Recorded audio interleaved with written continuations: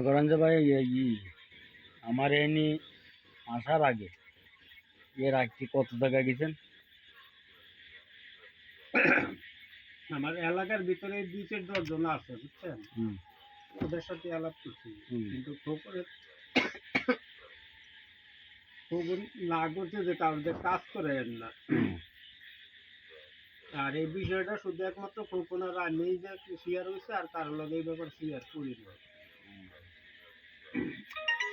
কারণ হচ্ছে কি ভাই, আমার এলাকায়, আমি যে এলাকায় থাকি, আমি গরিব মানুষ ঠিক আছে, কিন্তু আমার একটা ভালো মান সম্মান আছে।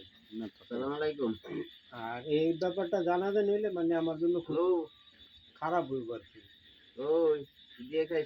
এই জন্য এই ব্যাপারটা আমি কারোর লগে শেয়ার করি না। যে বাসাটা থাকতাম, বাসার বাইরে লাগে পর্যন্ত জানে না যে কি হয়েছে, কিন্তু বাসাটা 6 মাস ধরে কিন্তু বাসা 6 মাস যাবত তালা দেওয়া।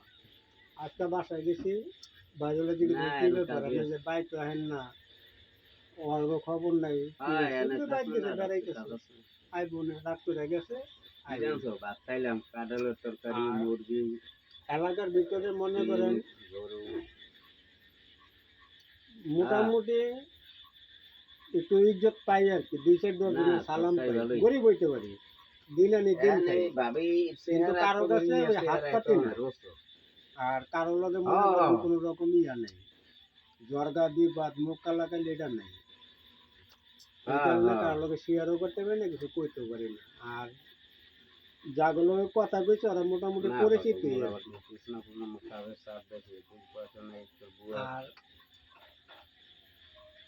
আর আমি আর পাঠাই দিবি কালকে, যাদের কাছে গেছে ওরাই কইছে যে বলে এমনি কাজটা করলে সব পাঠাই দিবি।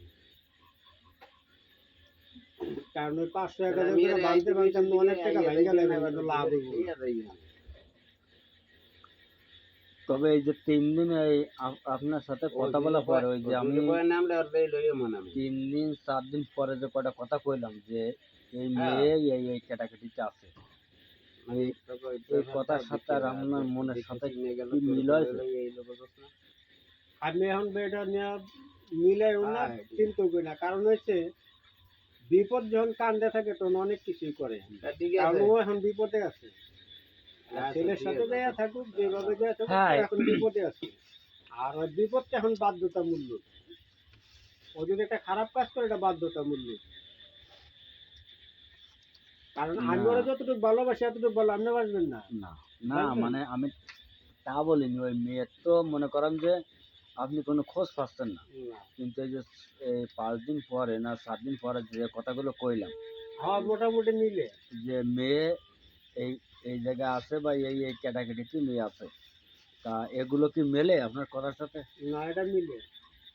আমি তাই জিজ্ঞাসা, এটা মিলে। আর যে আমি কইলাম যে এই এলাকায় লোক পাঠান আপনি, কারণ আমার একজনে বইলা দিছে যে এই এলাকার দিকে আসে, এবং একটা গার্মেন্টসের নামও বইলা দিছিল যে গার্মেন্টসে যে খোঁজ করলে হয়তো পাইবেন, কিন্তু গার্মেন্টসে যে খোঁজ করার মতো কোনো লাইন নেই। না ও যাই সম্ভব না। কারণ গার্মেন্টসটার ভিতরে আমি খবর নিয়ে দেখছি, গার্মেন্টসটার ভিতরে লোক হয়েছে আমি নিম্নত 50,000। আর এই 50,000 লোকের ভিতর থেকে একজন লোক খুঁজে বাইর করা যায় না।